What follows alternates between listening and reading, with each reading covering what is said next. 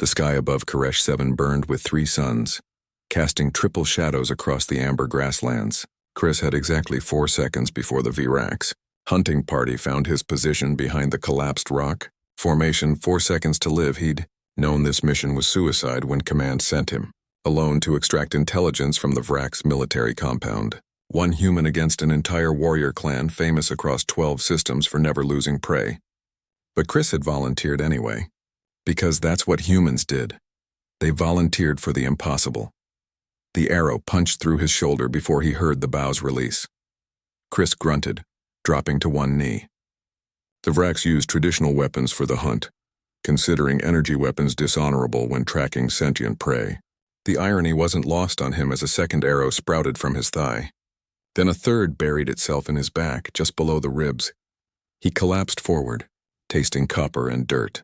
Through dimming vision, Chris watched the Virax emerge from the grass, tall, reptilian humanoids with scales that shimmered like oil on water. Their leader, a scarred veteran named Cassith, approached with bow still drawn. "The human falls," Cassith announced in heavily accented galactic common. "Witness the weakness of their kind." Chris tried to speak, but blood filled his mouth. His hand found the data chip in his vest pocket, the intelligence that could save the colony on Threshold Station. At least he'd gotten that far. At least the mission wasn't completely. A sound stopped Cassith mid-step. A growl, low and rumbling, came from the cave system 20 meters to Chris's left. The Virax hunter's eyes widened, his scales rippling with what might have been fear. "Impossible," Cassith whispered. "The Kurvash den. We are in." The first cub emerged into the triple sunlight. It looked like a cross between a bear and a wolf, if both had been forged from living shadow and primal fury. Its fur absorbed light, making it difficult to focus on. But Chris could see its eyes, golden, intelligent, and fixed on the arrows protruding from his body. 2 more cubs followed, then 4, then a dozen. The Kurvash were legend in this sector, apex predators that bonded with dying warriors, considering it the highest honor to protect those who fell in brave combat. But they were supposed to be extinct, hunted to near extinction by the Virax centuries ago for sport. Apparently, rumors of their demise had been greatly exaggerated. The largest cub, its fur marked with silver streaks that suggested it was the pack leader, padded toward Chris. Chris somehow knew, stopped inches from Chris's face, studying him with those impossibly old eyes. Then, the cub did something that made Cassith and his hunters take an involuntary step backward. It reached down with surprisingly dexterous paws and grasped the arrow in Chris's shoulder. With a sharp tug, it pulled the shaft free. Chris screamed, fresh blood flowing from the wound. The cub, Storm, the name appeared in Chris's mind like a whisper, held the bloody arrow up to the fading light. When Storm spoke, Chris heard it not with his ears, but directly in his thoughts. "You fell protecting others. You ventured into death knowing it waited." Storm's mental voice carried weight beyond his apparent age. "This is courage. This is pack honor." The other cubs circled Chris's fallen form, creating a living barrier between him and the Virax hunters. Storm turned to face Cassith, still holding the arrow. "Time to return the favor." "They're just cubs," Cassith said, though his voice shook. "We can—" Storm moved. The Virax had been apex predators on their homeworld. They'd conquered 6 systems through military might. They considered themselves the greatest hunters in the galaxy. They'd never faced Kurvash protecting an adopted pack member. Storm crossed 20 meters in a heartbeat. The arrow clutched in his jaws like a spear.